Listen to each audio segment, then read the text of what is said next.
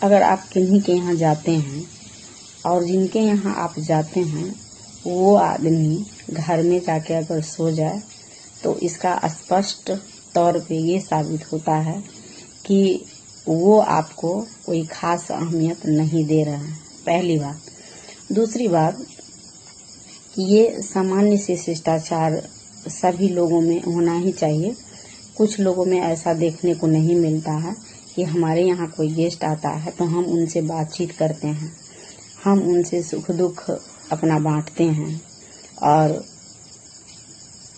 अपना आप बीती और उनका आप बीती जरूर पूछते हैं। इसी से स्पष्ट होता है कि हम जिनके यहाँ गए हैं वो हमसे खुश है या नाराज है। तो ये सामान्य से स्वागत की बात है और इसी सामान्य से स्वागत में पता चलता है कि हम कितने इम्पोर्टेंट हैं। और बात होता है क्या कि अगर ऐसा नहीं होता है तो इस तरह से हम समझेंगे कि वहाँ व्यवहार में उदासीनता है। जब हम किन्हीं के यहाँ जाते हैं, अपना घर हो या किसी गेस्ट के यहाँ जाते हैं, फिर भी ये उम्मीद हम लोग रखते ही हैं, क्योंकि जब आपसे कोई बातचीत न करे, चाहे आपका परिवार का ही आदमी क्यों ना हो, तो इससे ये स्पष्ट होता है कि वो आपको अनदेखा कर रहे हैं। और कोई आदमी अगर इस तरह से करता है तो ये समझिए कि इतना लापरवाह अगर कोई आदमी है तो समझिए वो घर के आदमी को घर का हिस्सा नहीं समझते हैं। इससे क्या होता है, रिश्तों में खटास पैदा होता है और जो नज़दीक का भी रिश्ता होता है उसमें एक जो बॉन्डिंग होना चाहिए ना, वो नहीं हो पाता है और दूरी बनता चला जाता है।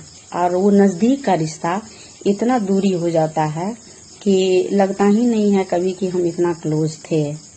तो इस तरह से दरार रिश्ता में न पड़े, इसके लिए हम लोगों को सतर्क और सावधान रहने की ज़रूरत है, क्योंकि रिश्ता बनाने में आदमी को जीवन पर्यंत लग जाता है और प्रयास करना पड़ता है कि हमारे रिलेटिव में, हमारे संबंधी में, हमारे समाज में, हमारे आसपास में हमसे रिश्ता बेहतर बना रहे, क्योंकि हम इंसान हैं तो इंसान के बीच में ही रहना है और इंसान से ही अच्छा संबंध स्थापित करना है।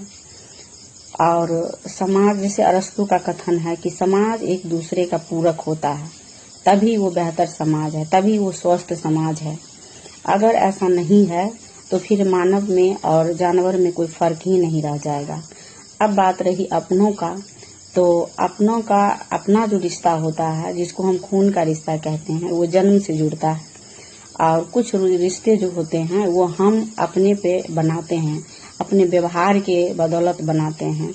आपका जैसा इंसानियत है, मानवता है, उस हिसाब से आपका रिश्ता बनते चले जाते हैं। कोई बहुत दूर के लोग होते हैं जिनको हम जानते नहीं हैं, हमारे आसपास के वो नहीं होते हैं, हमारे वो दूरी के समाज के होते हैं, हमारे वो रिलेटिव्स नहीं होते हैं, फिर भी हम बेहतर संबंध स्थापित करते हैं व्यवहार के बदौलत।